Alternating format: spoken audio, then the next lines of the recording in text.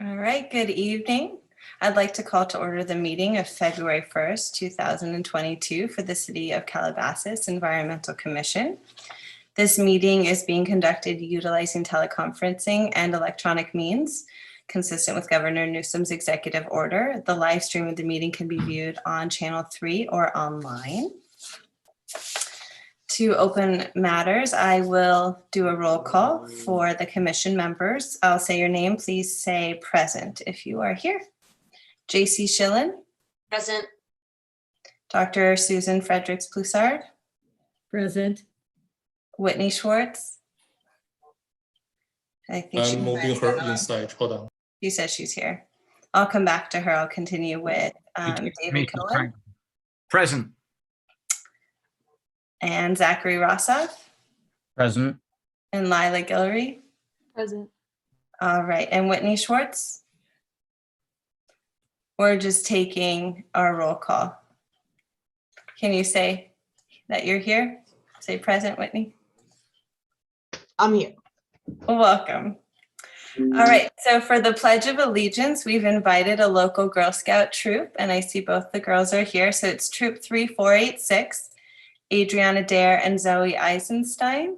So you girls can unmute yourselves and have a little bit of time to speak if you want, and then we'll take the lead from you, okay?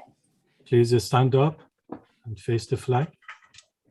They might want to, introduce themselves. I wasn't sure. Hi, my name is Adriana Dare, and I'm 11 years old and a fifth grader at Bay Laurel Elementary in Calabasas. Hi, my name is Zoe Eisenstein. I'm 10 years old and a sixth grader at Muse Global School in Calabasas. Welcome. Thanks, girls. Okay, now you take the lead, okay?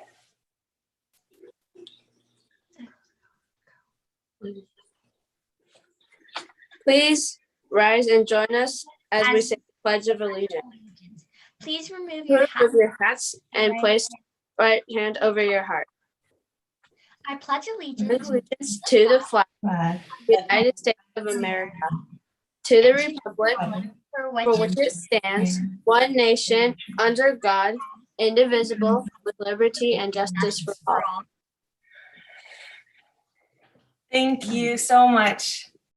It's special to have you guys visiting. I'm sorry it's not actually in City Hall, but this is what we're working with now. So thank you so much for joining us. All right, continuing on, we have to make the approval of tonight's agenda.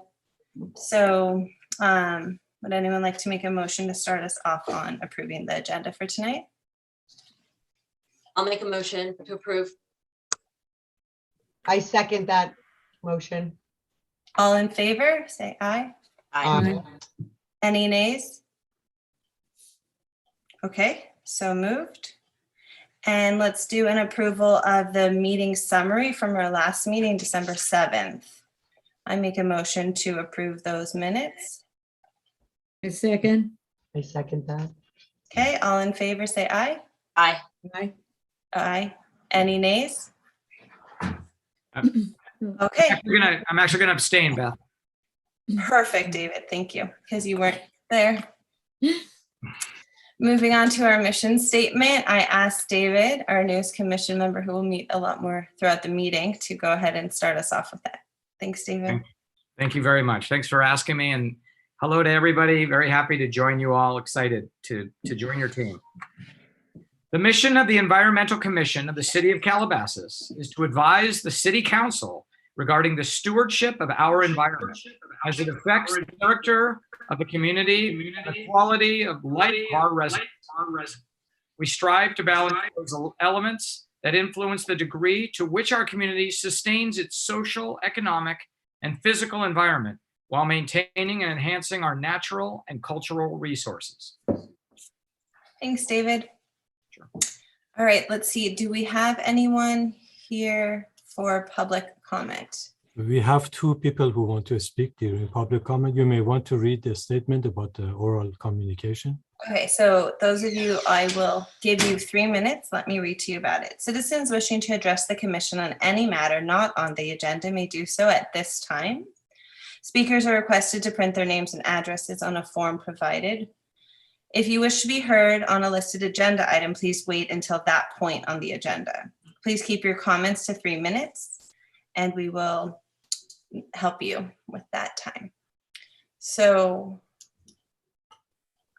Christine Please Renaud, note that Alex? you cannot discuss items during this meeting. That are items on the- Perfect. So, Christine Renaud, welcome. Good evening, everybody. Happy New Year to everybody. I hope everybody's doing well. And I am founder of Poison Free Calabasas, and I just wanted to check in with everybody and see how we could continue on with our awareness and our education on bringing awareness on the rodenticide issues that we continue to have in Calabasas, which are quite severe. And as we all know, the wonderful wildlife crossing, which is the largest in the world, is coming early this spring. And in addition to this beautiful wildlife crossing that we have that will help us keep our mountain lions and our wildlife healthy, I think it would be amazing that we could reinstate all of the programs that we were talking about. I know, Beth, you had started a new program, and I think everything kind of went on a little bit of a back burner with COVID, so I'm not quite up to date as to how much any of it has been done, but I have a lot of great ideas. I recently actually just finished updating my whole Poison Free Calabasas website, and I really would like to start working with the city to see what it is that we can do to bring more awareness. And what I would really like to do is, because of this wildlife crossing that is just, talked about so much all over the world, it's such a very large project and such an exciting project. I think this would be a wonderful time that maybe possibly we could really start working to banning this altogether and continuing the safety of our wildlife. So I would like to check in with you and see, what the City Environmental Commission could do to restart the programs. Thank you. Thank you so much, Christine. We'll be in touch for sure. Thank you. Thank you. All right, and Alex. We have two more the speakers, attendees. Howard Schwartz. Perfect. Under as Whitney's, so I don't have to allow. Okay. Sorry about that. Thank you for the time to come. Nice to see you, Beth. Wishing you and your family well. I saw Mary Sue. I saw that mountainscape behind you. It looks beautiful and wonderful. I want to go up to those mountains very soon. David, nice to see you. Welcome back to the committee, the commission. As a former recipient of the Carl Gibbs Award, I find it very timely that I'm going to make my presentation for a new subcommittee this evening. I'm requesting it to start a new subcommittee whose focus is on native plants. The subcommittee will have several goals in mind to start. We want to inform and educate and help develop a practice for homeowners to have native plant landscaping. We'll develop relationships with the HOAs and the community members so we can provide support with their landscaping. Our residential communities need to do a better job when it comes to their yards. Reducing your water usage is only just part of the goals. We also want to create a natural eco environment that supports local flora and fauna.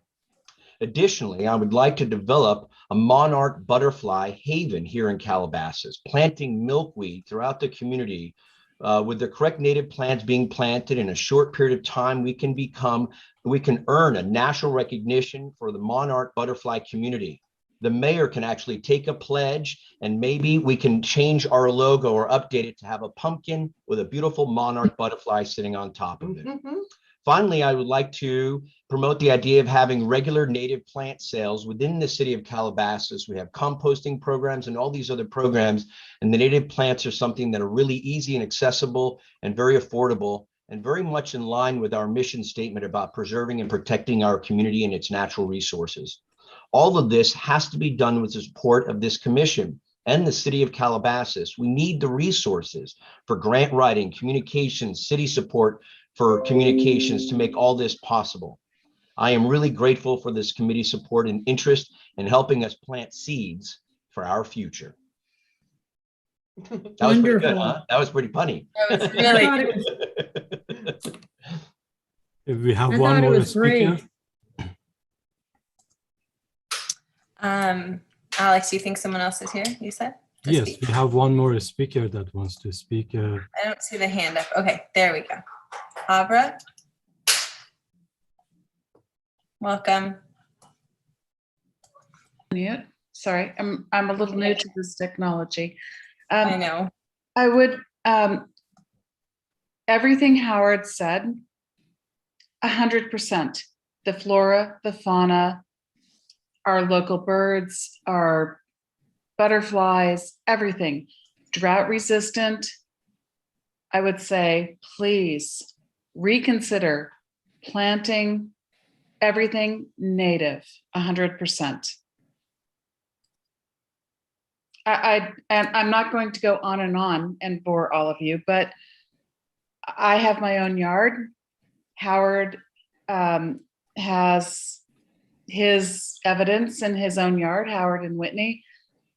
I would so strongly advise, support our local flora, our fauna, our birds, our everything. Please plant native. Yes, and there are native nurseries that support this. They're hard to get to, but you know what? The more people who support them, the easier it will be for all of us to get to them. So thank you. Onward and upward. Thank you. All right, is there anyone else that we don't know of that would like to speak during the public comment time? If so, just raise your hand. There is no more hands. All right, then we will move on to our agenda for this evening. So, commissioner comments. I just wanted to start off by welcoming David Cohen. He is our newly elected co-commissioner, and I have had the pleasure of working with him. He's always passionate, and I took his spot in the commission when he left, so I'm excited to welcome you back. That's all I have to share right now. So commissioners, let's take turns catching everyone up. David, go ahead. Sure, I'll go. First of all, even though I've never been on the Environmental Commission with any of the other four of you, I want to start off by saying how happy I am to see Alex Ferazati. Alex is a treasure to our city, and I am so grateful, Alex, that you're here, and I can't wait till we see each other in person. Seriously, you are much of the reason that we've been as successful as we have as a city with all the environmental initiatives we've taken. Thank you. Yeah. I also want to just mention a couple of things real quick. I am excited, Howard. I love what you spoke about, and I hope that we will vote in new business about potentially actually forming that subcommittee and doing some of that work.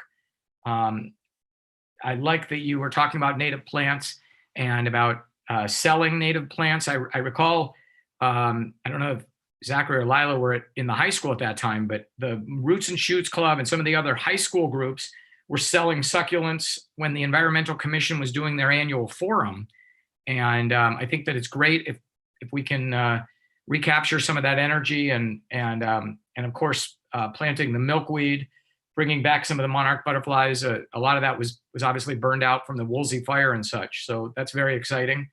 And Abra, I appreciate your comments as well. Abra just lives a block away from me and helped me with my own front yard and some of my native plants in my own home. So thank you for that. And Christine, thank you for jumping on and making your comments. I love that citizens and residents are joining in and being passionate as well. I didn't realize there was a passion for poison-free Calabasas. I was in so long ago, there was only a Malibu. So fortunately, I loved it because you know what, you reminded me that just the other day I was walking by that lovely store, Blackbird General Store, and I saw a black box, poison box in front of that store. And that is shocking to me because it seems like a very PC, old Calabasas area. So I am all behind that. I look forward to learning more about our local Calabasas poison-free organization. I also love that you mentioned the Wildlife Crossing. So excited about that and that it's actually happening. I'm excited that Governor Newsom committed, I believe it's $10 million of state money toward that as well, and that's really going to come to fruition. I'm so excited about seeing that happen. And I also am excited about the students on this commission. Zachary was somebody that I knew as well before, as well as Lila, but I'm so excited at this meeting, my first, to actually be on the panel with Zachary before he graduates and steps away. So that's it. That's pretty much it for my comments. Fran, I want to congratulate you. Carl Gibbs Award is something that I voted on many times in my previous incarnation as an environmental commission member, and you joined the prestigious ranks of those, including Whitney's husband. So congratulations. Thank you for all you've done over the years as well. And thank you to everybody. Look forward to getting to know you all better. Thanks, David. Any other commissioners have something to share? JC?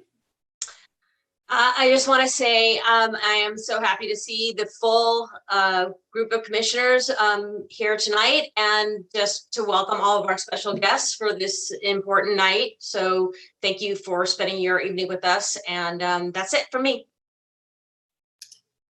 Thank you, JC. Whitney? Need to unmute.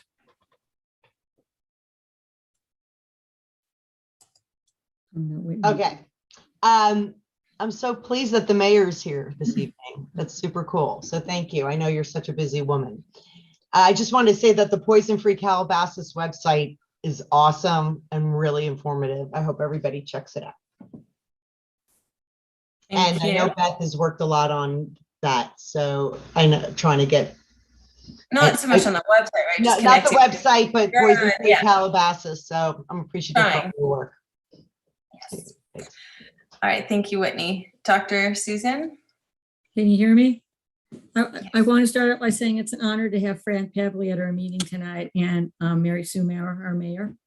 So thank you very much for that. I am delighted to hear about starting a subcommission for growing more native plants. JC will fill you in later that we have invited native plant people who specialize in native plants to Earth Day. So I'm hoping that will be a big hit. And I grew up in Northridge, and we used to climb all around the hills above Porter Ranch in the spring, and we would just see tons and tons of monarch butterflies, just flocks of them, which are all gone now because that's all been developed and all of the native milkweed is gone.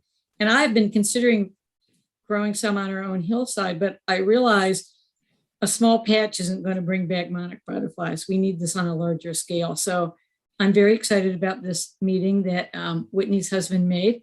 So bravo, and hope we can get going on that very soon. Thank you. And welcome to our new member, who's an old member. He's just recently added back. Yes. Lila, was there something you wanted to say, I think? Yeah. So as I had mentioned our last meeting, I've been working on my Gold Award project for Girl Scouts. And so my project has been about fire prevention and safety. And so on November 17th, I hosted a live virtual information seminar with the city, the American Red Cross, and the LA County Fire Department as my partners. I thought that it was a big success. There was lots of great information for the community about how to prevent and prepare for wildfires, and also what to do if you happen to be a victim of one of the disasters.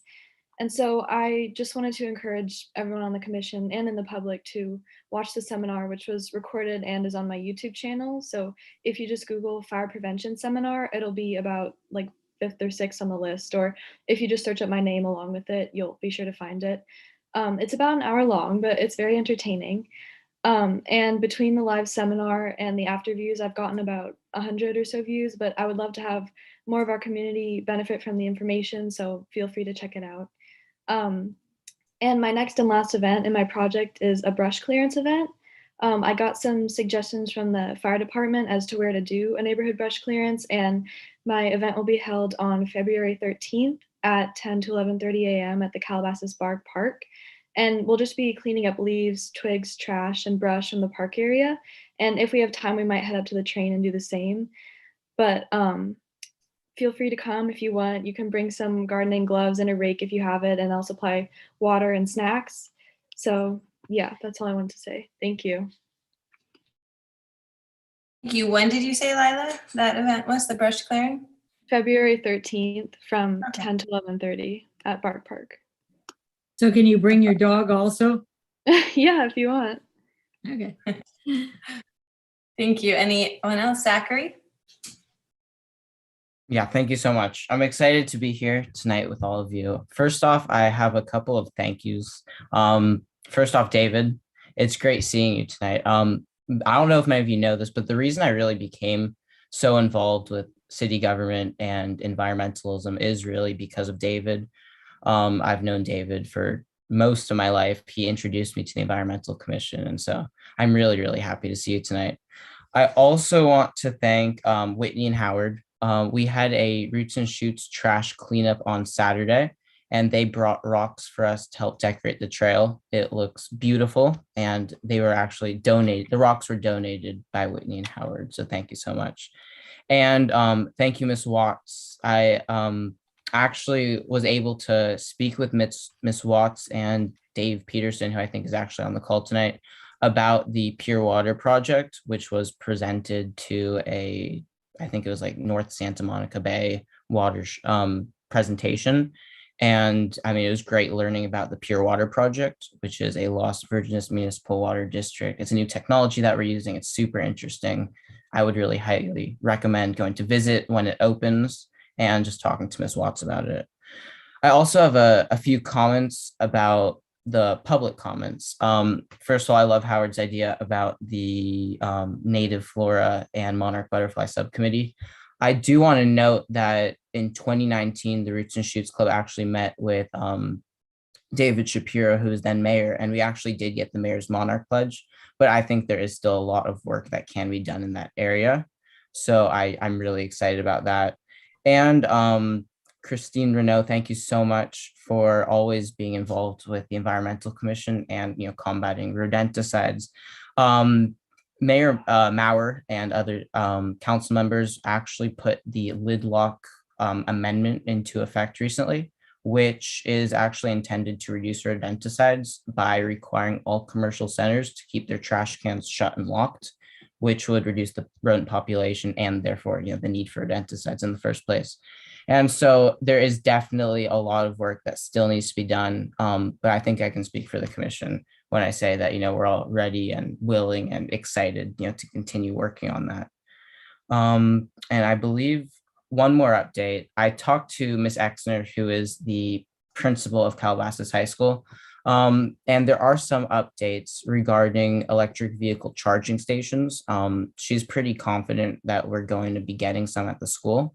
And we may even be getting some solar powered tables. Solar power to power the school it's still not super likely, but I mean, we'll see what we can do. But we are making some progress at the school. So thank you guys so much. Thank you, Zachary. You continue to amaze us all. You're amazing. Okay, any other commissioner comments? So then we get to move on to a very exciting part where we're presenting the Carl Gibbs Award. We have a lot of friendly faces on to present, and I see that Senator Henry Stern is on. And so we'll start with you, and then we'll work our way around. I know Melina and other people want to speak as well, Dave Peterson, and I think Jeremy Wolf, you might want to speak as well. And anyone who does, we'll make sure we give you all time. And then we'll go to our mayor, and then we'll have Senator Fran Pavley speak. So starting with Senator Henry Stern, thank you for joining us. My pleasure, Beth. This is a It's a very illustrious group. Hi, Fran. I get to give you an award.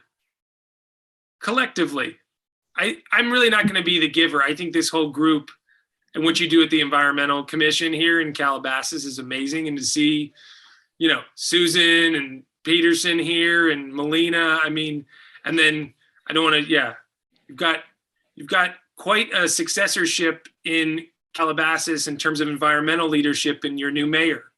I see the mountains standing tall behind her, and that's not a sure thing. Even in our stretch of the Santa Monica Mountains, we know that those mountains have to be won anew through every leadership cycle, and they don't just last on their own. And by the way, Zach, like the electric vehicle chargers don't get built on their own, and the solar panels don't get installed on their own, and the rodenticide the bait boxes don't get pushed out from behind your school on their own. And it's just that kind of momentum has been built over time through effort. And I'm only in public service in this region because of Fran Pavlik. And I know there's other leaders that have come up through her and her humble style of like mentorship, which mostly involves just sitting at the Starbucks right on the borderlands there by Albertsons and just asking questions. And I hope I'm making you proud, Fran, in your, from all the momentum you've built.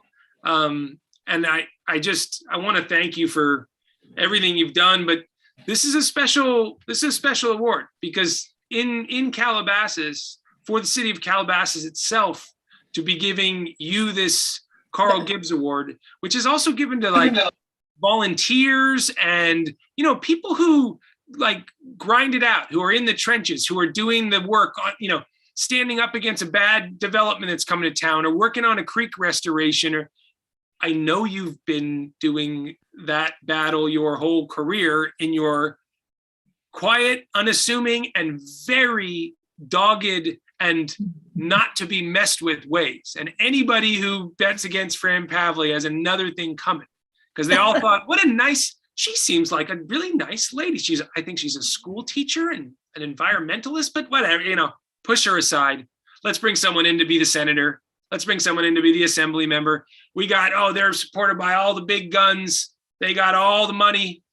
And somehow, thank God, the voters in this region just kept saying, no, we'd like her. Like, can we have Fran? Can we have Fran lead us? And it's that little quiet, but very big majority in our region that, I don't know, we got to keep them loud. We got to hang on strong here. This is going to be a time of a lot of pressure. And you set the bar for all of us, Fran. So thanks for just like sitting on my shoulder, like Jiminy Cricket all day when I'm doing something, or if I'm like, I don't know, just it's the 8th grade teacher. It's like always in my head. Like, I just hope I'm not screwing up. So thanks for being that for all of us. And hopefully we don't screw it up for you. Who am I passing it to, Beth? That's so special. We'll go to Melina Watts now. Okay, Melina. Thank you. So nice to see your face, Melina. Thank you. Likewise, Senator Stern. It's a pleasure to be home. I'm very happy to be back in the community I love. So I want to just hit some of the highlights of Fran's career. But before I do so, I just want to make the observation that when I first met Senator Pavlik, I had just sort of really hit that hard wall of, oh my God, global warming is happening and we're all gonna die. And people talk about climate anxiety. I had global warming anxiety, and it was like disabling because it seemed such a big intractable problem. How could we ever fix it?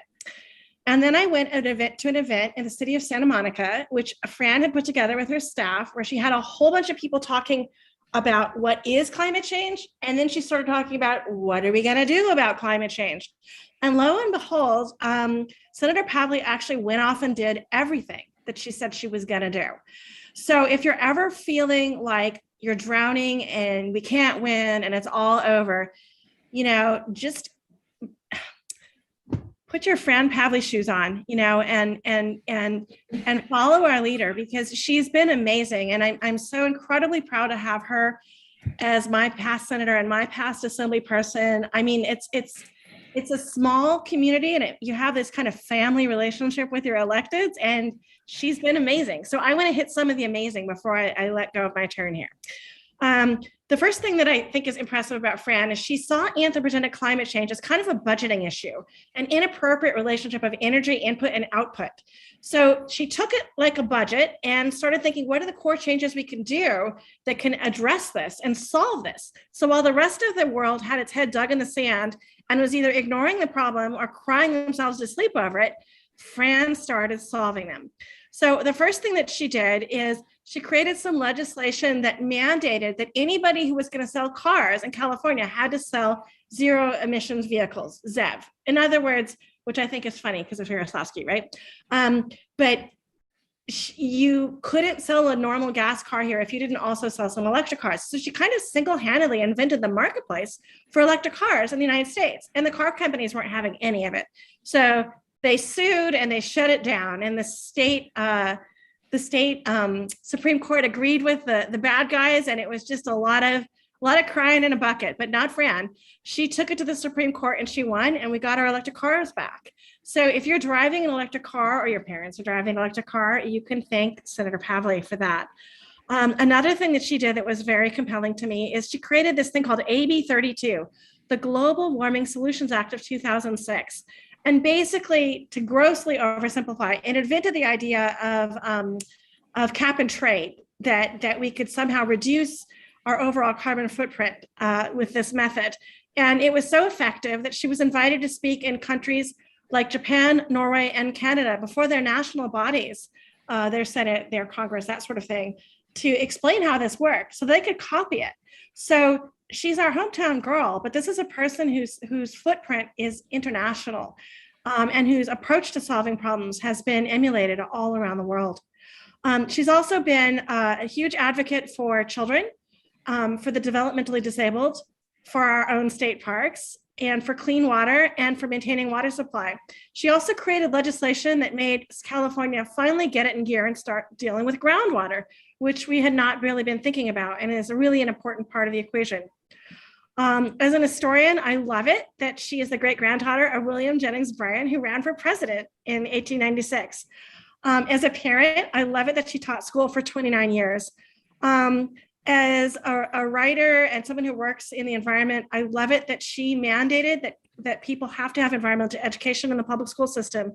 She's still going on strong. She is on the Santa Monica Mountains Conservancy. She's on the Wildlife Conservation Board. She was seminal to the construction of the wildlife crossing that's upcoming. She's also serving on a whole bunch of committees, including UCLA Law's Emmett Institute on Climate Change, and serves with Governor Schwarzenegger over at the USC Environmental Program. So I guess I can't overstate how lucky we are to have her be a part of our community and to inspire us. And thank you, Fran. We all really appreciate you. Absolutely. Thanks, Melina. All right, Dave Peterson, did you want to speak a little as well? Thank you, Beth, and thank you, commissioners. Fran, I just wanted to congratulate you and also just share my thanks on behalf of the Water District for everything that you've done, the leadership you've provided for our region and our state with regard to climate change. And, you know, when I think about the biggest challenges that we face in water, it's obvious to me that the changing climate is the toughest one, and it's affecting us in ways that we don't even know as of right now. You know, this year having a 0% allocation from the state water project and seeing the impacts on our state water project that we've seen on the Colorado River for a decade are scary. And it makes us all realize that we have to do more in terms of reducing our carbon emissions and mitigating the effects. And you've served as an inspiration to me and to the Water District to do that. And I'm thankful for that, Fran.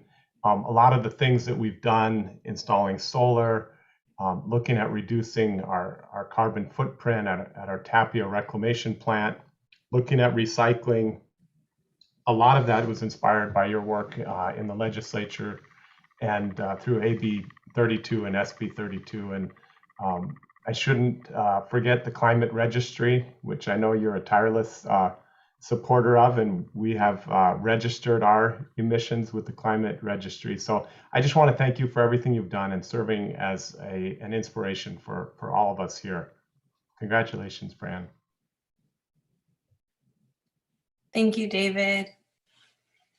Is there anyone else who would like to speak before we go to our mayor? Okay, yes. So Jeremy Wolf. Hello, my name is Jeremy Wolf, and I currently serve as the district director for Senator Stern, but I'm most proud of my work as intern for Senator Fran Pavley. And I had very long hair down to here.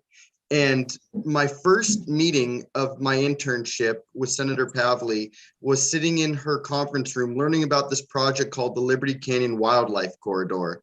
And it just blew my mind that these are the things that you can work on while you're in local government. And not to mention that I grew up and I still lived in Liberty Canyon at that time. And I also, during my internship with Senator Pavley, met one of her staffers named Henry Stern, who I then went on to intern on his campaign for. But Fran Pavley really changed and shaped the trajectory of my life. Not many people do you meet on a day-to-day that have actually changed the world with their AB and SB 32. What that set in motion, the US made that their standards. They had a celebration with President Obama in the Rose Garden, celebrating, and she didn't get enough credit, but what she had put in place in California. And so I'm so lucky to be able to call her a friend and a mentor. And before the pandemic, we would get together about once a month in a Starbucks in Calabasas and just talk about all local issues. And I look forward to getting back to that. And thank you for all the work you've done for our Santa Monica Mountains, for our region, for the state, and for the world. And I look forward to working with you more in the future. So thank you, Senator Pavley. Thanks. I think we have a hand that Joanne Suwaro wants Thank you, to Jeremy. speak. I know David does. And is there another hand you said, Alex? Yes, one of the attendees has raised hand. Okay, let me Joanne? go to David. Yeah.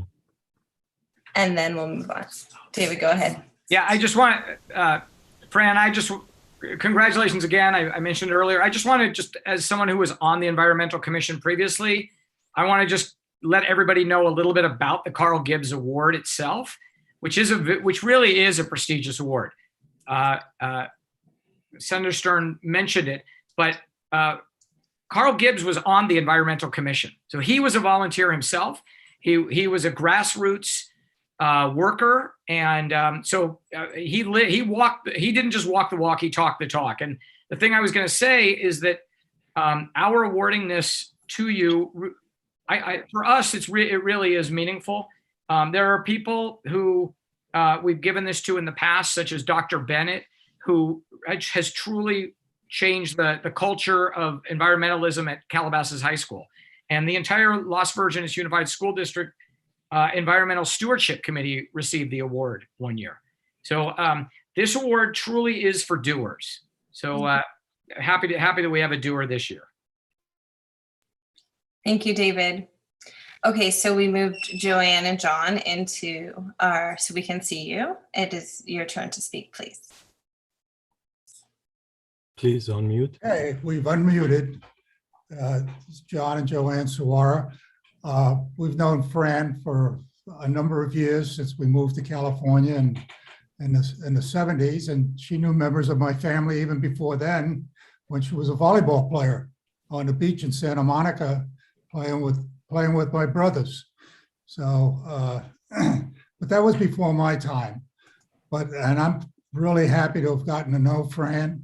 She's been an inspiration to us and to our community because of her dedication to the environment. Now, I could talk a little bit about the history, but as I look around and see the faces, the thing I really am inspired by is how you mentored a whole bunch of people, Fran.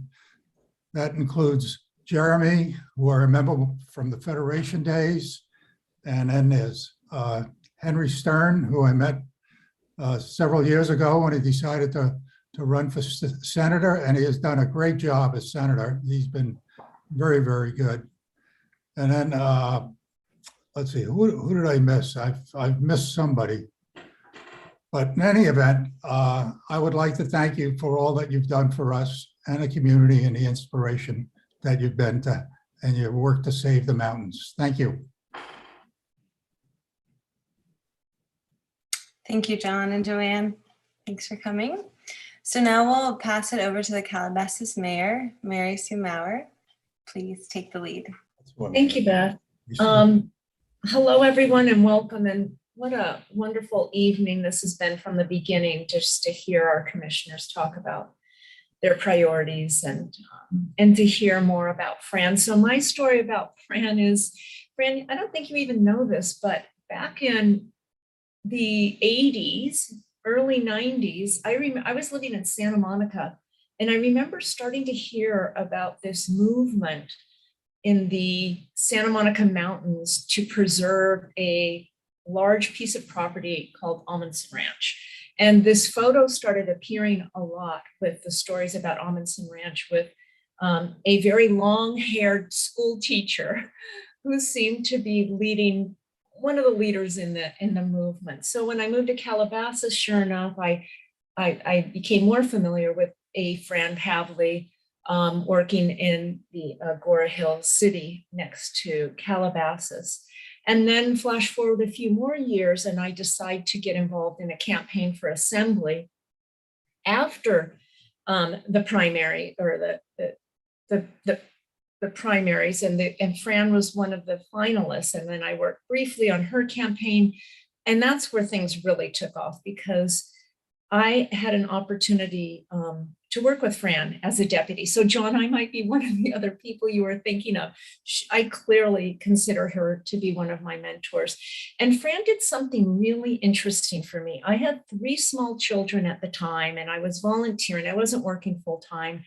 And she carved out a part-time job for me with another mother of young children, Jenny Toder. And the 2 of us worked for you for several years through your first term as assembly member. And it was during the heady times of AB 32.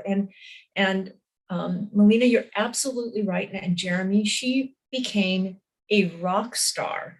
Literally around the world, people were asking her to appear and just wanted to listen to her, because the way she explained the problem and the solution just inspired so many people. So that really sent me on a course. And Fran, I could go on and on about all of the wonderful moments I've had working for you. But I think that to this day, right now, while we're sitting here, you continue to serve on the Santa Monica Mountains Conservancy and the other boards, giving. You are the ultimate giver and shaper of what's best about America in protecting our resources and looking out after vulnerable populations, teaching. It's just an inspiration. And I couldn't be more thrilled that coincidentally during my tenure as mayor, that you are recognized with the Carl Gibbs Award, which, doesn't often go to, the most important, well-known people. It goes to the people who have contributed most to our communities and set standards. So congratulations, and thank you for letting me be a part of the experience. And I can't wait for that wildlife crossing. Fran's handprints are everywhere, and sometimes they're invisible and sometimes you see them. And what she does is magical. And so I think you're going to be one of your many legacies, that wildlife crossing. So congratulations. Thank you so much. That was lovely. All right. Well, on behalf of the City of Calabasas, Fran Pavley, it is your turn to share your thoughts with us all. Thank you. I feel like I attended my own funeral. This is very good.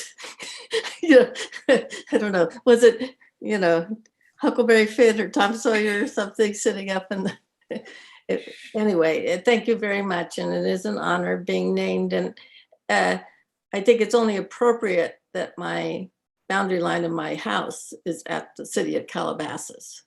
So I've always felt, since I've lived here for 47 years, we were all one community. Sometimes city boundary lines broke us up, but we all were working collectively on many of the same things. And it does take a village to get anything done around here.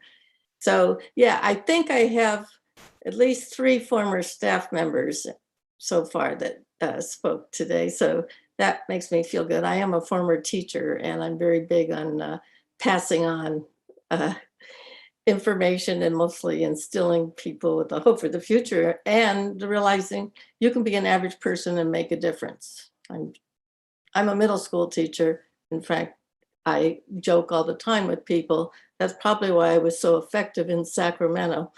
You know, you have good, I actually would have 50 people in a room and they would all raise their hands to speak and they were legislators because it was always good. So I laugh about that. And also, also I can speak to people perhaps in language that they understand. And it's not talking in acronyms or it's more communicating with people and getting them involved. I'm very big on coalition building. And I've learned you don't have to be out in front taking credit for things. What you have to do is inspire other people to get out in front and you can get a lot done. So I want to thank Melina for your comments, and I'm looking forward to working with you on all things watershed. In fact, on the WCB agenda in 2 weeks is money for taking out Ringe Dam or the design and engineering work. It's a grant to state parks. So think about that for a while. Yeah. Yes, I'll share with you the staff report when I get it. We've been busy. Yes, and then there's Henry Stern. So Zach was on this. Zach, who I don't know, the high school person. You were about Zach's age when you, I don't know what you would say, bombarded your parents' meet and greet they were hosting for me in your Malibu home. His parents were doing a meet and greet while I was running for the assembly, and this precocious high school kid named Henry Stern just plunked himself down, joined the meeting. Most kids that age would have been listening to music somewhere with their door closed to their bedroom, and you were taking it all in. Little did I know that, of course I knew you would eventually, go to school. I know that, college and law school and all that. And I picked up the phone one day and I said to Henry Stern, I said, ready to come back home to California? You were on the plane in 2 weeks, mission accomplished. And look, you're doing a great job, Henry. Proud of you, proud of the kids. And Mary Sue Maurer did work for me, and she and Jenny Toner were great those early days in the assembly. And I'm most all of my former staff I hear from quite a bit all the time. So I try to keep up with what they're doing. So thank you all for those comments. And Dave Pedersen, this water district, I chaired the water committee for 8 years. This water district is really special, and he is the best of the best. I can brag around the state about a water district where they put in enough solar panels to run their wastewater treatment plant off the grid. So when the power is shut off or we have wildfires, we can still pump water. We can still treat water where other people have really big problems you don't even want to talk about. And so now he's doing the direct potable reuse. If you haven't visited that facility, you may want to, but they're out in front because he gets it. The volatility of relying on Northern California and the snow melt is going to be even bigger challenge in the future. So I want to just thank you all for the nice comments. Thank you for the award. I appreciate it being named after someone who was a grassroots person who made a difference in Calabasas. And I look forward to working with Calabasas for years to come, not only on the community center, but our mountains, as Henry said, we all love the Santa Monica Mountains and we love where we live. And it takes all of us working together to protect and preserve them for generations yet to come. So that's why Mary Sue gets the award for the best background of the night. I'm going to have to do something with mine. Henry, what have you got going on back there? Just sort of a blurry. It's like a vague office. Anyway, so, and the last thing is I will have a table with National Wildlife Federation and I believe at the Calabasas Earth Day in a few weeks. I try to come every year, usually had a booth. It's so well run and glad to see it's along the southern part of Las Virgenes Creek. It's one of my favorite places to visit. Calabasas done some amazing things and that's one of them, using grant money to create attractive landscapes, but native plants as well as water quality. So look forward to doing that. And the wildlife crossing, no pressure on Calabasas and poison-free Calabasas. But I told you my backyard, just about 30 feet from where I'm sitting, my fence line is Calabasas. There's not a week that goes by without my neighbors on either side of me seeing bobcats, gray foxes, I mean, deer, coyote, raccoons. We had 3 mountain lions this summer on our street. So they just sort of hop over fences, make themselves at home here, but they're coming to Calabasas and they'll have to hang a left and catch the crossing over the 101. It should be, there should be groundbreaking in about April or so. It's going to take a couple of years. The good news, they won't have to close down the freeway. It's not taking over an existing on and off ramp. It's a new overcrossing, but it'll go over Agora Road as well. So it's a big, ambitious plan. Money's almost all raised. We had a big, generous donation of $25 million from a wealthy philanthropist and many other private donors, as well as some park bond money. No use of gas tax or Caltrans money for roads or anything like that. So it's quite an ambitious project. But it was because a lot of you who worked on saving Amundsen Ranch and all that, the reason we can build this is all that work for the last 40 years. So thank you again for this award. I'm sort of, it's sort of fun for me. This is the 40th anniversary of the city of Agora Hills, and I was the first mayor 40 years ago. And I'm going to sit there with my Calabasas wonderful environmental trophy and show it to Debbie Klein Lopez and all these people. See, anyway, thank you so much. I appreciate it. I look forward to working with all of you for many years to come. We have a lot to do. I would like to show the plaque that we are going to present to Fran Pavlik. Yeah, Alex, you did a wonderful job. He is amazing. Those of you who hired Alex in Calabasas, he just follows through. He's gracious on the phone, but gets everything right. Thank you. And we hope to see you tomorrow to take official photos. Yes, official photos. I will wear something really elegant. Those of you who know me, there is no change in casual clothes all the time, but I'll be there. All right. Hopefully by next week, the photos will be in the local newspaper, on City's website and City's e-news. Okay. All right. And Joanne and John Sawara have been friends for years. Those of you who don't know, John Sawara's 2 brothers were the top Olympic volleyball players. And I got to know him playing on the beaches in Santa Monica, especially Rudy. But his other brother, Ernie, top players, 68 Olympics, and for many, many years. Thank you. Thank you. Thank you. Everyone's clapping. This was lovely, very inspiring. Thank you so much. Thank you to everyone for coming and supporting the Carla Gibbs Award to Fran Pavlik. So thank you. All right, we will move on now to the next item on our agenda, getting to know the Los Angeles River watershed, and we have a presentation by Adib. Actually, the title is Calabasas and the State and the Safe Clean Water Program. The title has changed. Sorry. So welcome. You need to share your Thank you so much. Let me go ahead and share my screen here.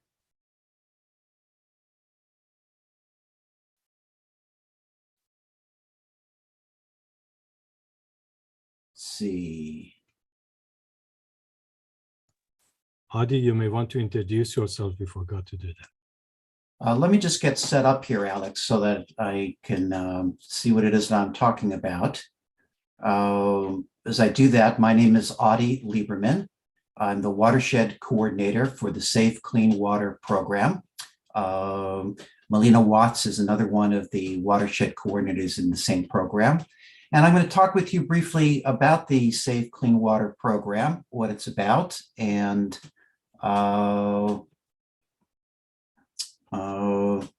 if I can, I'm going to try to put some slides up. You may want to go to a slideshow. We see the first slide. You see the first slide? Yes. Okay, does the second slide show up? Yes, now we're on to the second. Excellent. Thank you so much for helping me with that. So what is the Safe Clean Water program? This is a program established in Los Angeles County by the passage of Measure W, which appeared in the 2018 ballot. The voters of Los Angeles approved it by a pretty nice margin. Over 2/3 of the voters agreed to this measure. And what this measure provided for was a program that provides local dedicated funding to increase our local water supply, improve water quality by reducing water pollution, and protecting the public health. The best way to talk about the program is to start by talking about the Clean Water Act, which is the basic US law which protects waters from pollution. And here in this little diagram, you see all the different ways in which we interact with water. And each of these are regulated by the Clean Water Act and requires us to make sure that every source of water into local waters is clean and safe for the environment. So we're still on slide 2. If you want to move to, were you talking about 3 just now, maybe? Yeah, I was just talking about 3. Does it show? No. No, we're still on 2.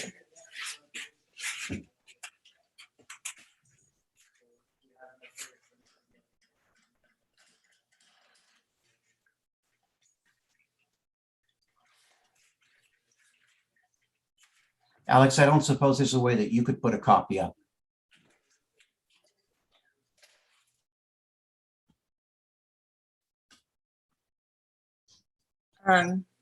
Alex, do you guys think you could help with that? I see it on my screen, but for some reason it's not showing up as slide 3. JC, do you see slide 2 as well? Yeah, it seems like there's a PDF file, not a slide, not PowerPoint. Eddie, you can just click on page 3 manually, maybe? What I'm trying to do. Does page 3 show up now? No, it's You can on open the my email as well, left and then we sidebar. can share my screen. Right, because Alex emailed it all to us. I'll try to. I appreciate it. Sorry, it's not working for me here. Adi, it isn't a good meeting if you don't have at least one good Zoom glitch. Sorry, it's on you. Yeah.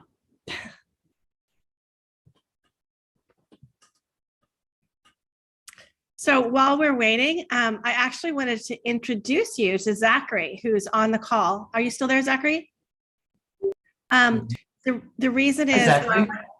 Yeah, Zachary is at Calabasas High School, and I have this dream that Zachary stuck in my head of wouldn't it be great to do water capture off the roofs into cisterns.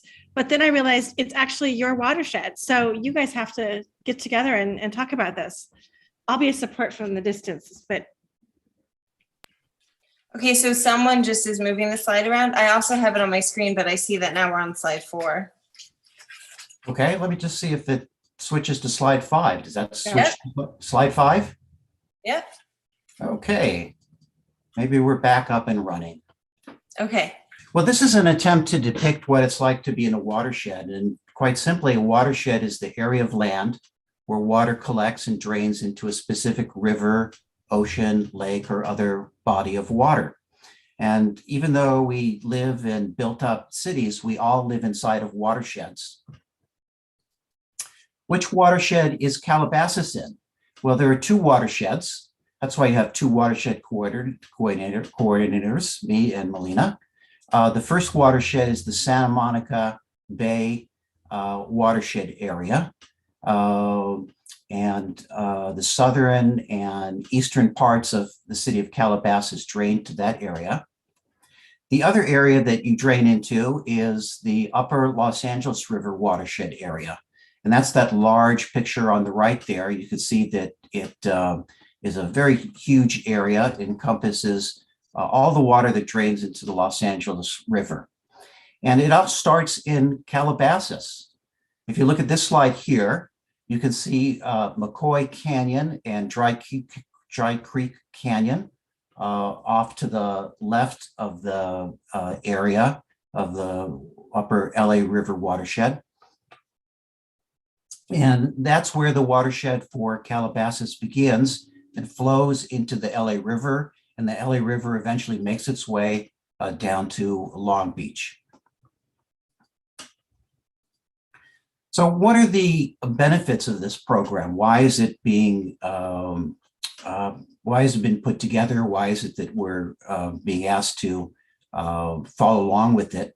The first reason is the program tries to improve water quality. Every day in LA, particularly on rainy days, trash and contaminants, oil, grease, flow over. Rainwater picks up the trash and contaminants and sends it right to waterways into the ocean. And paved over areas and flood prone communities are especially at risk of contaminants found in the stormwater runoff. And that's why the beaches sometimes get closed during heavy rains. All of that stuff that's on the street gets washed into the ocean. And that's what this program is trying to prevent.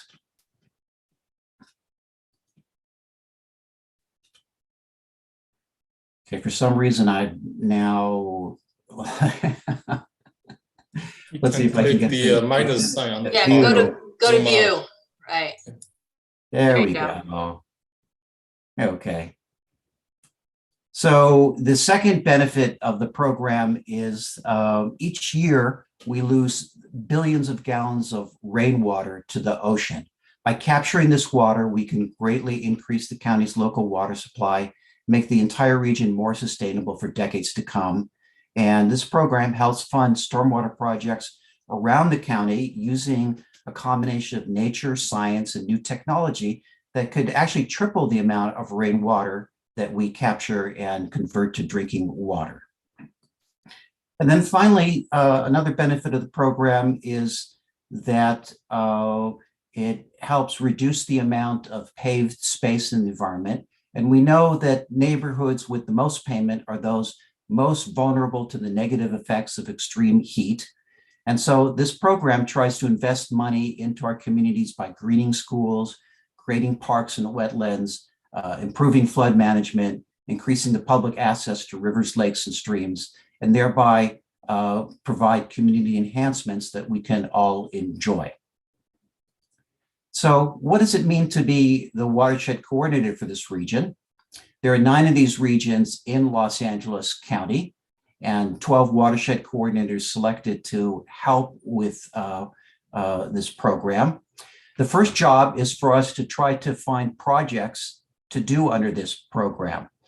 So you saw some of the efforts above describing ways to reduce concrete, increase natural areas in the county, reduce pollution, and save water. Those are all the kinds of projects that the watershed coordinators are looking for. And what we do is we engage with the community. and try to gather their input on which projects make the most sense to fulfill. And we help do public education like this to help people learn about the availability of these funds, the kinds of projects that can take place, and the ways that these projects can help improve our daily lives. So the ways that we can support you as watershed coordinators to help you in the city of Calabasas by finding projects that you might want to fund, helping to identify a public agency who's going to own the project, guiding you through the technical process if that's needed, helping to provide guidance from the community, and then finally helping to identify cost share partners who can help pay for these projects. So those are the things that we're trying to do. So what kind of projects are we talking about? And I'm going to show you a few examples of some of these kinds of projects. One of them is the Merced Avenue Greenway. And here what you see took place is they took a regular neighborhood street and they widened the green area, provided for plantings, wherever possible, planting with native plants, and having that green space soak up the rainwater instead of letting it run into the street and out to the ocean. And so the kinds of projects, features that you would see in projects like this would be bioswales, stormwater planters, permeable pavement where rainwater can actually seep through the pavement down into the groundwater, protected bike lanes.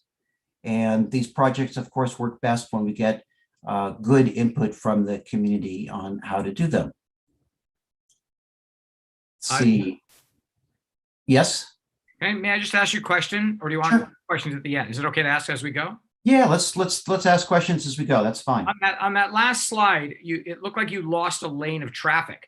Did the community have any issue with that? Well, actually, in that particular project, it's the parking lane in which you lose a parking spot. Yeah. And in this particular community, in the Merced Avenue Greenway, in El Monte, parking spots was not one of the serious concerns. And so with community input, it was deemed feasible to do. But good eye on spotting that. Thank you. Here's another really favorite project of mine. This is the Bassett High School Multi-Benefit Stormwater Capture Project. And here what they do is they take a sports field, which has a lot of rain collect on it, and they build infiltration galleries underneath the park. Usually what they do is they strip the park at the top of the park off, put these infiltration galleries into the park. That's the concrete structures that you see down below. And when it rains, that opens up the soil and allows the water to percolate down into the groundwater. And after the galleries are put into place, you can then put the top of the park back on, and it provides an opportunity to redo the park. So put in new playing fields, new playground structures, whatever it might be needed, whatever the community is looking for in those park projects. And so that's an example of using infiltration galleries to serve that purpose. And then finally, here is another water quality solution. This one's Liberty Canyon, and a little bit closer to home. And this is an example of how you can do a project like this, even when you don't have a lot of space. A lot of what you're seeing is underground. And the flow of it is that the rainwater enters to the left, and instead of flowing out into the street, it flows into these wells where it serves to water the existing plants and trees that are along the street, allowing you to have a really healthy streetscape and water conservation features. And of course, that means that polluted water is not getting to the ocean. So those are some examples of some of the programs. In terms of the funding available, the City of Calabasas actually sits in 2 watersheds.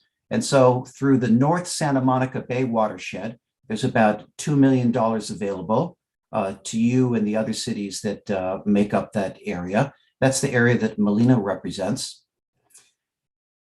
You're also part of the upper LA River watershed, and that annually brings in about almost $40 million a year. So as you can see, between the two areas, there's quite a bit of money that's coming in, and we're hoping to find good projects in your area to use some of this money.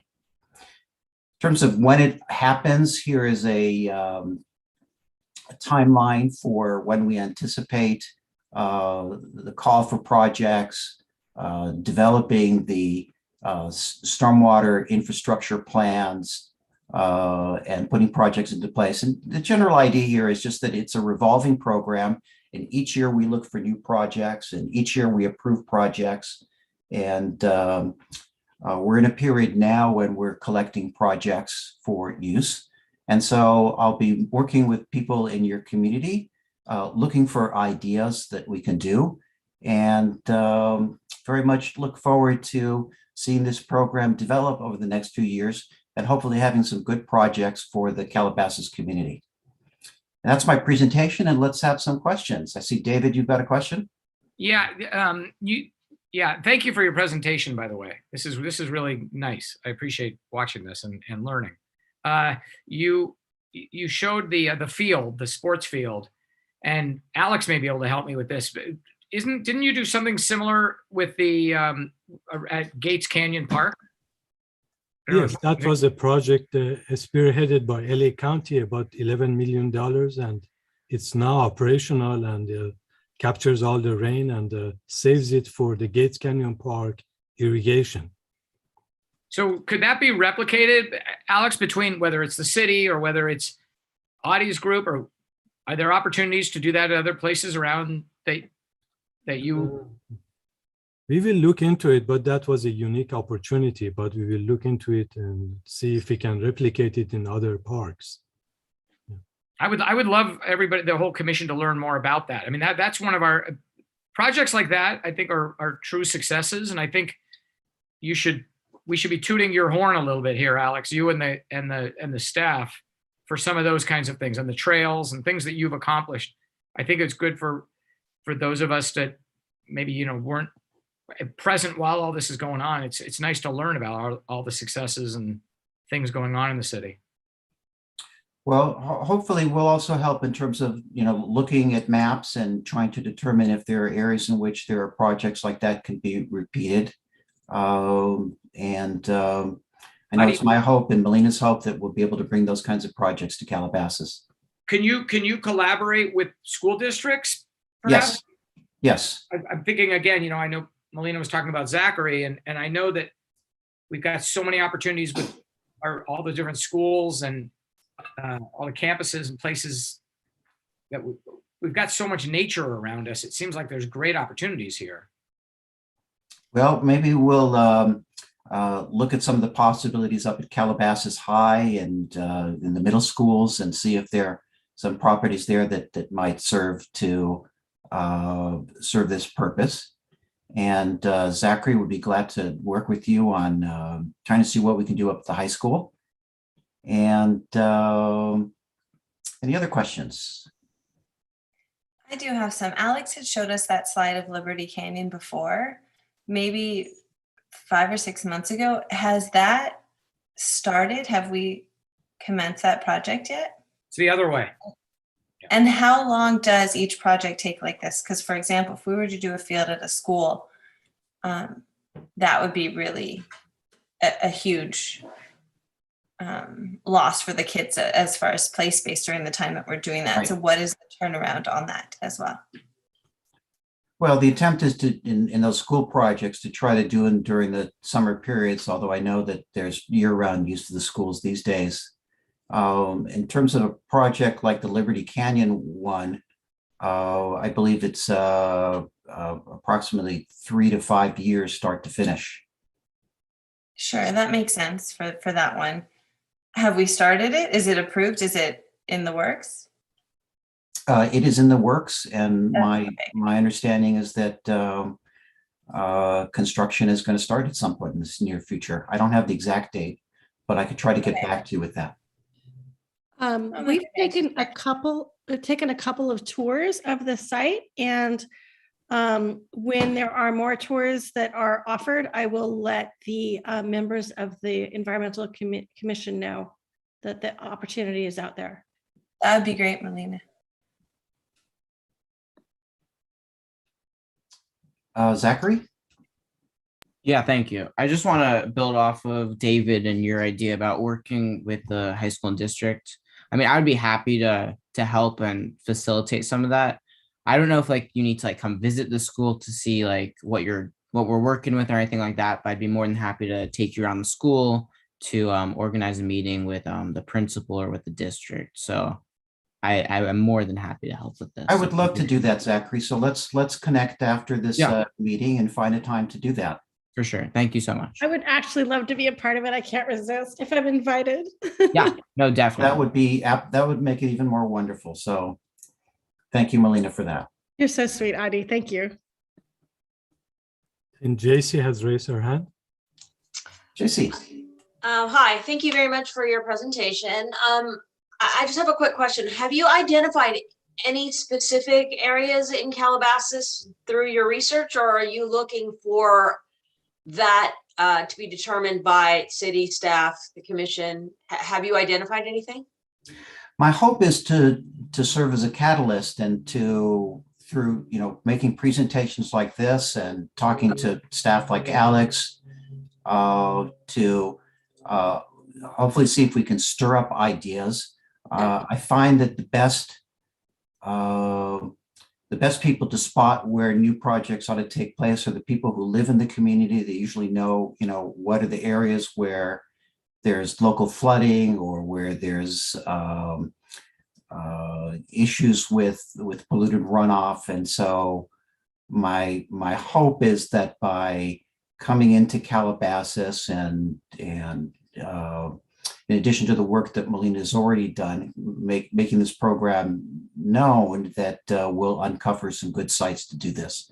I know it's not easy because the city is landlocked and there isn't a lot of extra open space to do programs, but we'll look hard for what we can find. Right. Okay. So is there a criteria that you would say that we could focus on in terms of specific areas? I mean, you brought up the school fields, but how did you come to the conclusion that the Liberty Canyon project was a good candidate? That's what I'm asking. Like, how would we identify a good candidate for that? Oh, there are studies of where the pollutant loads are. In other words, where it is that the pollutant enters the system. And I'm sure one of those studies identified Liberty Canyon as one of those sources. Okay.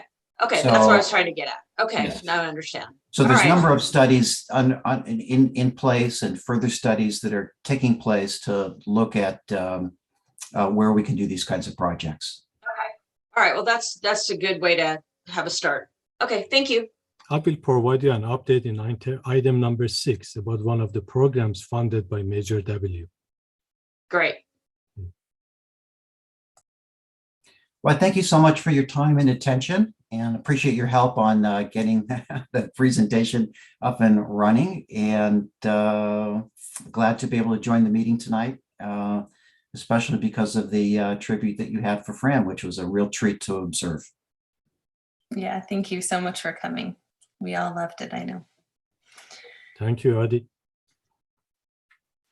All right, so moving on to agenda item number 4, which is our preparations in our current subcommittees that we have. Well, not quite, but we did make one for Arbor Day and Earth Day. So let's start with Earth Day because that's the most exciting. Where are we at? You want to speak? Sure. So we have focused specifically on Earth Day, not Arbor Day, as much. Alex is kind of handling that. Dr. Susan and I and Alex have met twice to begin the process of securing exhibitors or vendors for the Earth Day event. And for one, you know that we've moved it to across the street. It's in a new location, a completely what I would call naked location without without any services. So there will be some focus there. But we concentrated mostly in our first meetings on going to the older past exhibitors and coming up with some new ideas. So for one thing we did do, and Alex accomplished fairly quickly after our recommendations, was there is now an online form for submitting for the exhibitors, and it is a free service, so a free ability to do that. So we're hoping that that will get people to be more quick to sign up. Susan took on the and it was her idea to go to car dealerships and to landscapers, and I'll let her talk a little bit about that. I went ahead and went through some of the contacts that I have through some of my local land use work for some additional vendors, California Native Plant Society, a Climate Reality Project. And I didn't put this in the report, Alex, but I'm going to reach out to the Malibu Foundation. Several of these people have online forms on their sites, so I'm going to start there. They're not going to be as email driven. We've put out one email, and Alex, you can tell us how many we've got so far. So far, we have 14 exhibitors, but we are hoping that we can have more than 50. Yeah. So we have a long way to go. Yeah, we have a lot of work to do. I think we've had an opportunity over the last month to kind of get organized. I will ask all of you to please think about people that you know that could be good potential exhibitors that might have an idea, a project, a group that they work with, something they would want to tell the public, something that they would want to showcase. And if you know someone, please take them directly to the website and the page on the city website and have them fill out the form.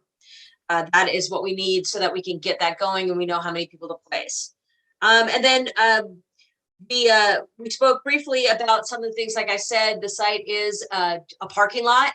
So Alex is going to have his hands full coordinating with the pieces we need, booth pieces, power, bathroom security, that kind of stuff. Oh, and also we decided that we were going to get some music. So I have secured a local musician. His name is Marlon Hoffman. He is a Calabasas resident and a very involved person. And so he's going to be providing his musical talents. And I'm looking into, my neighbor has a coffee truck. So we're just trying to bring together community members to brighten up what we do, and anything that you can do to help would be really appreciated. So Susan, you want to tell a little bit about what you've done? Sure. Can you hear me? Okay. So at our meetings with Alex and JC, I suggested that we reach out to auto dealerships that produce electric cars, because climate change is hugely impacted by the burning of fossil fuels. And that's going to be one of the unravelers of changing back or having less climate change happening. So I went to Mercedes-Benz in Calabasas. They seemed very excited about coming and bringing one of their electric cars. I then went on to Audi. They seemed very excited about having one of their cars there. And I went to BMW, and they said they were excited too, but they said they weren't going to have any electric cars in until about June, they thought. And I said, well, see if you can find one. I said, they all asked me what the cost was going to be. And I said, no cost, come and display the future in our city. And I particularly reached out to them because they asked me who else I was inviting. And I said, well, right now, only businesses that support Calabasas. Now, I had reached out to the Porsche dealership in Woodland Hills, and they said they definitely wanted to come. I spoke to the sales director, and he said, this is such a great idea. I'm so happy to come. So that brings me to my next question to the rest of the commissioners. Do I want to reach out to other dealerships that don't necessarily have a presence in Calabasas, or do I want to just limit to the dealerships that are in our own city? I mean, obviously Tesla is a big name. There are other manufacturers of electric cars. So I haven't pursued that, but I'll happy to. And then I also reached out to Native American or local plant nurseries. And I got a really great response from one up in Ventura. She said she's definitely going to come down. She'll bring a lot of plants. I also asked her if she would do any landscapers that kind of specialize in that, because I thought if she's got a big display of native plants, maybe we could have somebody who specializes in that. The nursery is a wholesale nursery, although they are going to bring someone else who has a retail license, and they're going to bring plants that they're going to sell on the spot too. So I thought it would be nice if we had landscapers there, because when you connect all the dots for people, it makes it a lot easier there for them to go forward. Alex, the one thing I will say is when I take those applications in and have handed them out, everybody goes, who do I contact, or what do I do with this? So we want to increase the phone number and your email and where to send it back, because that has come up with every person I have handed it to. So just an FYI, if you print any more of those, you want to make those bigger just going forward. But yes, I found that when you give people a personal touch and you have an outreach with them, I personally went to the auto dealerships. I just sent emails to the landscaper, but yeah, everybody responded to me. I thought it was really great. So I'm sure we're going to get more than 14 people, JC and Alex. We just have to line them up. And I'm sure people are thinking this is a long way off already, but the time will pass quickly, and giving people enough lead time to get organized and what they're going to bring is also important too. Right. Okay, but I think you're doing a good job. Yeah. And it's going to be the best ever. Right. Well, and also I'd like to also add in, and I didn't add this in the report yet, we need to have sort of a more, we need to look at what our cohesive follow-up is, because we are out 3 months. We need to make sure that we're telling people, okay, this is set up, just reminders, because people will, kind of drift off. So that's another thing that we have to add to our next meeting. But I think it's shaping up, and we just need to keep people who commit to show up. We need to make sure that they know that that's what they need to do. So, David. I just want to first say thank you so much, JC and Susan, for all the work you guys have clearly already put into this. I like that you're going to have some electric cars there. I would love to also see bicycles. And that's a good thought. That's a really good thought. Electric bicycles. Yeah, or regular bicycles. Alex, we had some good leads on that before. Alex came, a lot of this stuff that I'm getting credit for, Alex did in the past. So I'm just whatever Alex did, do it again. That's my playbook. Actually, we have one application from PD Go that they're going to bring electric vehicles to the event. There you go. Yeah. But I the more bikes, the better. Maybe Peddler's Fork would have a presence, or whatever. If you know of any other company, please reach out to them and invite them to sign in. It's free. We provide them with a canopy, table, 2 chairs, and they just have to go online and fill out the application. That's all it takes. And on top of it, Fran Pavley will be there. Absolutely. Yeah. Right. More than anything, all your ideas are valuable, but we need your time and your outreach, because we do need to get from 14 to 50. So any idea you have, don't hold back, just go for it. You be our representative. All of us are representatives for this, and go sign people up. Do like Girl Scout style, right, Lila? We'll reward people. But I'm seriously, anything you can do to help would be great, because we're going to have to follow up with the people that haven't responded. So anybody new, please go get them. Go get them, bring them in. Yeah, and when you go in to these places, which is good, wear your big badge and say, I'm a commissioner from the City of Calabasas, and I need to talk to the sales director of this dealership. Yeah, but Susan, were you wearing my badge or were you wearing your badge? That's what I put your name over my badge. Susan had my badge for a while. That's if an you have inside any joke. complaints about it, you can complain about this person right here, the name. Well, For those again, of you commissioners who don't know, Alex sent my name badge to JC, and I got hers. And I didn't want to return mine. I just wanted to wear hers around so I could be on incognito. You're right. Anyway, thank you all for indulging the report reading. But again, this is a group effort, and any ideas you have are welcome. And any work you want to put into it to help bring people in is great. I mean, we're just talking about the vendor side. We haven't even talked about the public side, but right now we have to focus on getting people there to make the exhibits, worth having people stop, park, and come out and watch. Thank you. So this year, the event is going to be held within the Calabasas Tech Center on the new trail. So we have plenty of parking. It's not going to be like previous years. It's going to be kind of spread out. We are going to require everybody to wear masks. And then we are going to have canopies with shade and tables and chairs. And we are going to have a spot for musicians and those who want to sit there and listen to music. That's going to be a separate spot with chairs. So, yeah. So Alex, just to be clear, there is a canopy top on all of the setups? Because there's Absolutely. Okay, Yes. good. Because I mean, we're gonna be in more full sun than we were, across the street. So, okay, Yes, yeah. great. Right. Thank you. So let me also fill you in about the Arbor Day celebration. Chaparral Elementary School wanted to have 7 trees this year. So we don't have too much of opportunity for volunteers because they only needed 7 trees and about 50 flowers and bushes. So it's going to be a limited event this year. We are not going to heavily advertise for the Arbor Day. We want to focus more on the Earth Day.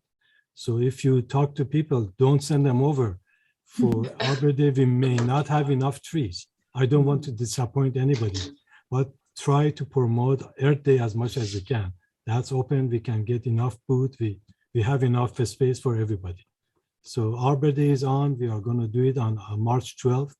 Hopefully we have a good turnout, but we don't want to disappoint anybody that cannot plant trees. Alex, are you planning on putting up any kind of banners around the city, 6 weeks out before Earth Day, promoting what's going on, kind of like we have Pumpkin Festival signs? Well, for the banners, we are only allowed to put up banners at 3 locations throughout the city, 3 official locations, 1 week before the event. However, I normally post 1 banner at the event site a few weeks in advance. That's kind of exempt. I do it kind of under the radar. So, but the other 3 banners have to be there not sooner than 1 week before the event. The city does not allow us to put up banners. Wait, not sooner then? So we can only put the banner up for 1 week?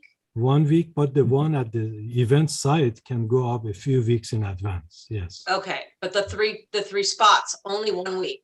That's a city policy. Yes, only 1 week because there are other events in April. It's not only us. There are so many other events coming up. So we are only allowed to have a banner up for 1 week. Okay. Yeah. I'm sorry, what I didn't mention also was that we were going to try and have the communications department look into what they could do to help us amplify getting the word out. So they're working on it, yes. Great.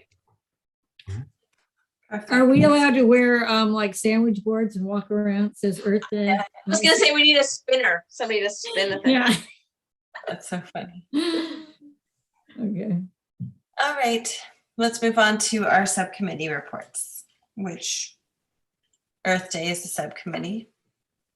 I already did that. Yeah. And I second it. Thank you. Yeah. We don't have any other active subcommittee reports to share. Beth, is this the point in the meeting to propose? Alex said 7. I think item 7. Okay. Are you talking about the best practices? What, right, or even like if we wanted to, like earlier at public comment, Howard proposed starting another subcommittee. At what point would we discuss or vote on that? I think it's future agenda because we're making a new one. Alex, is that correct? Yes, so let's discuss it during the future agenda item. Let's agendize it for the future meeting and we can create the subcommittee. But I have that note coming. Okay, David, I have my note to bring it up.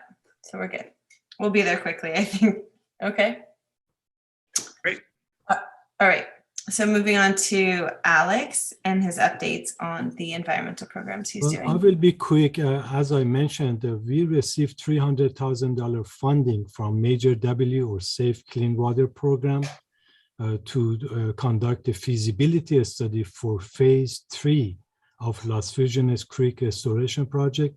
We had to compete with multiple other local agencies to get that fund. Fortunately, the subcommittee that oversees the funding approved us, and we are in process of selecting the consultant who is going to be paid directly through Safe Clean Water Program and prepare the feasibility study. Having a feasibility study is a prerequisite to receive construction funding. So the feasibility study is going to take approximately 1 year from probably May of this year or June of this year until June of 2023. We are going to have the feasibility study ready. If they recommend approval, then we are going to start requesting construction funding and look for construction funding from different sources. Our evaluation at this time is that we will need about $3.5 million to construct the phase 3 of Las Virgenes Creek. Phase 3 is going to focus mainly on water quality and bank stabilization. After the Woolsey fire, we had uncovered areas that were not stabilized, so we are going to stabilize the bank, plant more trees, do more hydroseeding, and also improve the water quality of the creek by retrofitting 25 outlets that drain into creek. We are also working on the Las Virgenes Road Green Street design. Our consultant is finalizing the design. We are hoping that either by March or April, we can go out to bid and request for proposals for construction. We have already secured funding. So all we need at this stage is to get the right contractor. Our only worry is that with increasing construction and labor costs, we may be short, but we don't know until we have the bids in, and then we will make a decision whether to do all the Green Street project in one phase or phase it out in 2 or 3 phases. So we will look into that after we receive proposals. And this concludes my presentation. I'll be happy to answer any question that you may have. I have a question. Sure. You're going to have a photo shoot with Fran Pavley tomorrow, right? That is correct, Are 9:30. you inviting the Environmental Commission to be there? If anybody wants to join in, we'll be happy to take a group pictures. Mary Sue may also show up to take a picture. So Well, don't you will think have that would the- be nice to have us all there? Great. If you have time, we want to What show up. time? 9:30 at the City Hall. Okay. So we are going to take a few photos inside the council chamber and a few photos outside of the City Hall. And we will select 1 or 2 for the official website photo. All right. Yeah. Thank you. Yeah, by all means, if you have time, please show up. All right.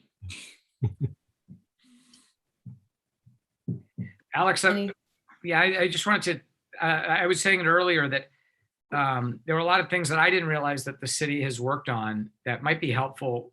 Like I remember the storm drains, when you were putting the grates on the storm drains, and I didn't realize how much that stopped trash and debris from going down. And it seems like there's great opportunities since we're supposed to be reaching out to the community, telling the community about all the great things going on. And it might be a good opportunity at one of your future reports to maybe let us know about some of these things that have happened historically. Sure, I will Trails be and happy. I'll yeah. be happy to make a presentation in one of the future meetings. Yeah. Thanks. Thanks, David. Okay, so moving on to our future agenda items, which brings us to 2 topics for sure that I have, which is trying to get us all together for a best practices meeting. So when I joined the commission at that point, I think Whitney, we joined at the same time, right? So we had one in person in the back office of City Hall where we all gathered together, and there was a whiteboard, and we all wrote down topics we were passionate about, or topic our council members were passionate about, and figured out a way to actually make that happen. That's where a lot of subcommittees were created and a lot of change was formed. So we were trying to get another one. We've gone through a lot of change in our commission with commissioners. So we were trying to think of getting everyone together. And unfortunately, we still can't meet in person. So I spoke to Alex about it, but they extended the COVID regulations. So we can meet on Zoom, and it has to be a date that we can all come to. But that's really where we can be more powerful. Like the fact that we had only one subcommittee report, like we can really be doing more outside of these meetings. And that's a way to start that again, kind of a clean slate, what we're going to do as a commission together. So that's something I would like to find a date to do. And I wanted to bring that up here. And then the other thing I wanted to bring up is like that subcommittee on plants and native plants. Seems like we should just run with it, right, Whitney? Let's just go. Please note that those meetings are considered a special environmental commission meeting. So even though we don't meet in person, but it will be an agendized meeting. There will be probably one item on the agenda to discuss best management practices, but it's an official meeting. It has to be televised because public need to be able to attend as well, just like we do right now. So it's not going to be a closed session. We don't have such a thing for commissioners. Perfect. But all 5 members should agree, all 5 voting members should agree on a date and time. If you cannot make a decision right now, we can do a offline through email to find a date and then announce it 1 week before the event. Alex, would it be possible to do to meet outdoors? Or is that not? There is no in-person meeting. No, I'm sorry. Okay. Yeah. No. Hopefully in the future. Hopefully, yes. Yeah. In the past, Beth, but first of all, I think it's wonderful that you're proposing this. I'm 100% behind it. If you need a motion, I will offer one, or I will second yours if you're making one. I would also suggest that we calendar more than one so that we have, like for instance, right now we're meeting, it's February 1st, and we meet again May 3rd. So we will not meet again until Arbor Day and Earth Day are over. So that so there's no, we kind of lose momentum. So I love the idea of having meetings in between our meetings to continue our, keep the inertia going. Right. Is there a day that's better? Do I have to make a motion before I discuss it, Alex? Yes, to make a motion to hold a special meeting, and the date could be decided later. Okay. If you don't, if you can come up with a date now, we can decide it offline. Can we talk about a date before I make a motion? No, you can just make a motion to hold a special meeting. Yes. Okay, I'd like to make a motion to hold a best practices management meeting virtually, publicly, for our environmental commission. Anybody want to second it? I'll second. Thank you. Okay, so if we want to start talking about dates, or we can do through email as well. Do you want to take a vote? So it's official vote. Oh, all in favor, please say aye. Aye. Any nays? Great. Okay.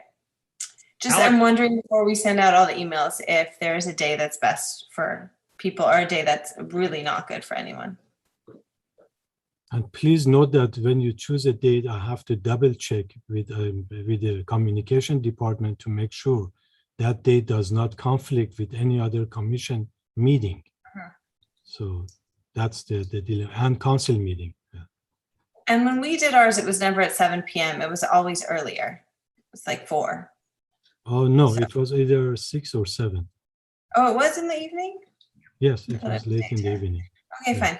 So are there any days that do not work for anyone?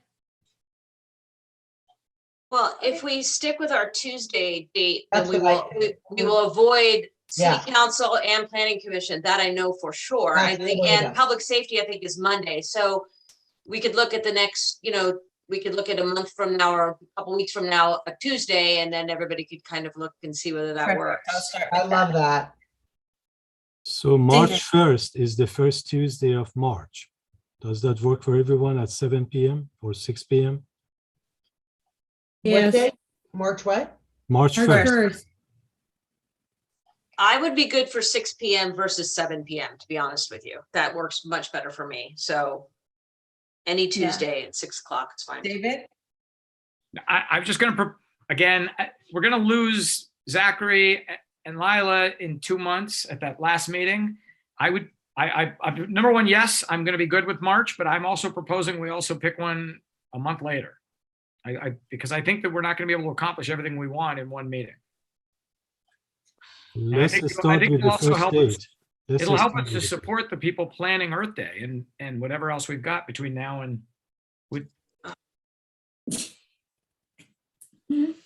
Are we all good with March 1st? Yeah. Yeah. Everybody's good. Okay, let's start with March 1st, and then on March 1st we can decide about the second date. Yeah. But We're kind of potentially it can decide- be- we may decide we need something sooner than a month as we approach Earth Day if things aren't coming together. April 1st, April 5th is the second date or the next date that we can meet in April. Mhm. So We April can't meet 5th, more than once in March. Is that against the rules? Well, like you said, we can't meet when there's any other commissions meeting. Yeah. So the- so as JC said, first Tuesday of the month is reserved for Environmental Commission. Okay. So first Tuesday of April is April 5th. Could we at least hold that date, Beth, and then either confirm it at the next meeting or let March it go? 1st and April 5th? Or is that what you're saying, David? May I make that motion? I mean, we've already got the March 1st set, but may I make a motion that we at least pencil it in so that we don't lose it in terms of staff and Momentum. exactly. So you're making a motion on April 5th Yeah. to have another one. I second that I motion. won't be here, but Oh, we can't do it then. Can you zoom in or you can't? It's a Zoom. Wait. I'll be in a teeny tiny village in Mexico, but I could try. Yeah. Oh. They have What would be- Wi-Fi what would be there. a better date for you then? I'll be back on the 8th of April. Alex, would it be possible to do it a week later or we have to be the first? Well, I have to check the calendar of other Don't let me commissions. stop you. Yeah, there are other meetings that we shouldn't I conflict don't think with we can them. meet without you, Whitney. Isn't Whitney, that correct? Whitney, if we have the meeting without you, we're going to volunteer you. That's okay. Perfect.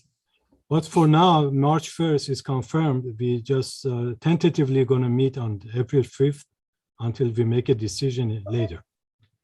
Well, Oh, we can meet without everyone, Alex? Can I propose one more thing? There are 5 Mondays in March.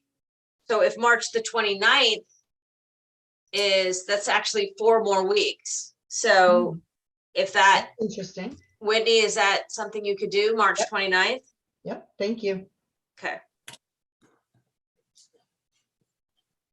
Okay, I will have to check that date to make sure there is no conflict with other Okay. commissions. Yeah. Okay, so I'll make a motion that we have our second penciled in best Cool. practices meeting on March 29th, 2022. Second.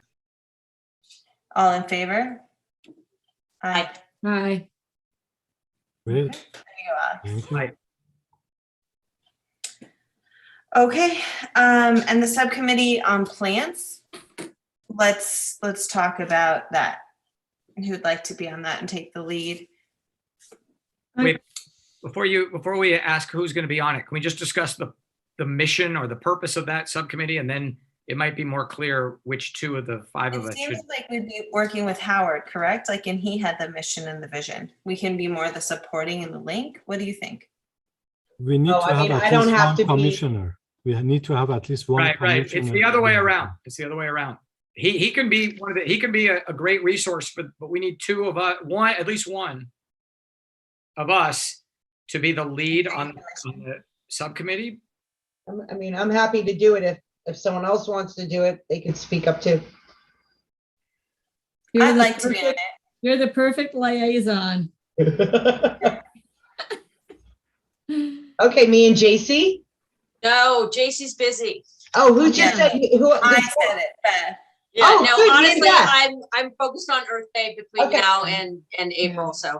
yeah. Okay, me and Beth. And I didn't take Earth Day because I had just done, what do we do, JC? Pumpkin Festival. And I'm always kind of doing rodenticide, but I feel like that one just kind of circles around sometimes. So I think like we should give it to David. He seems very enthusiastic. Trust me. Wait, you just muted. Trust me, you'll see me on plenty. But may I just make a suggestion to the two commissioners who just signed up for it? Number one, thank you for taking the lead. But I'm going to recommend that you reach out to Abra or Christine or other people in the community, like who joined the meeting tonight, and maybe some of the high school kids that were selling the succulents, so that it becomes more of a community thing and not just the Schwartz family, plant sale. I totally agree. So who are the commissioners that signed up for this committee? Beth and Whitney. Beth and Whitney. Okay, great. So you coordinate offline your meetings or whatever you want to do, and then report back in the next meeting. Great. Okay, good. Thank you. Any other subcommittees that need to be made or should be made? I was curious. I mean, is it open for discussion right now, Alex? Is that and Beth? If you want to, yeah, but yeah. So I was curious, just overall about the topic of water. I believe we may have had a subcommittee previously, but Adi's presentation about watershed, in addition to the fact that we've got some restrictions by the water district, and that the state is still in drought. So we're no longer in severe drought, but it's still drought. And it seems like we might want to have regular subcommittee reports just on water, on issues related to water and that's smart.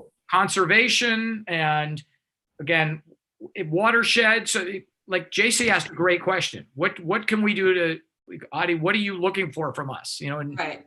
And whether it's the schools, if there are projects with the school, that the school district would obviously have to be involved in also, but potentially ripping up the top, putting something underneath the fields at AC Stell or AE Wright or Calabasas High School. I mean, there's some great opportunities we've got, right? But, so I would be willing to be on a subcommittee for that. I mean, okay, I'll make a motion that we form a subcommittee related to.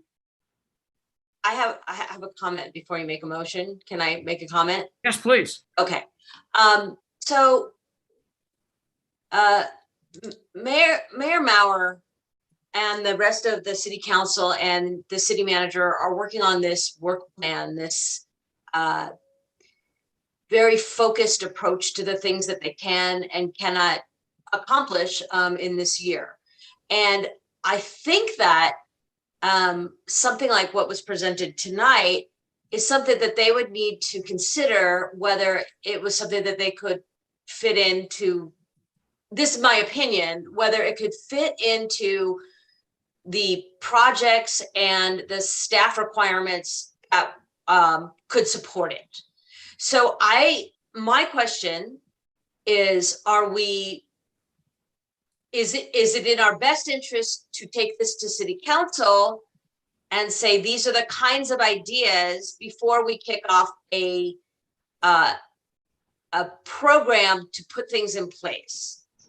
That is just my opinion. And I know that there are a lot of things that they're working on, and I just want to see us work for success instead of work for something that we can't get moved forward.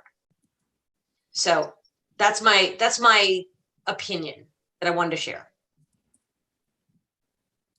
And it's, I don't know exactly the protocols. I think Alex, you might be able to share your view on that. I want to work smart. Well, the thing is that the Environmental Commission is not a policy-making body, and these kind of programs, which is huge undertaking, has to get the blessing of the city council and the school district before we take any action. Right. I don't want to set ourselves up for disappointment.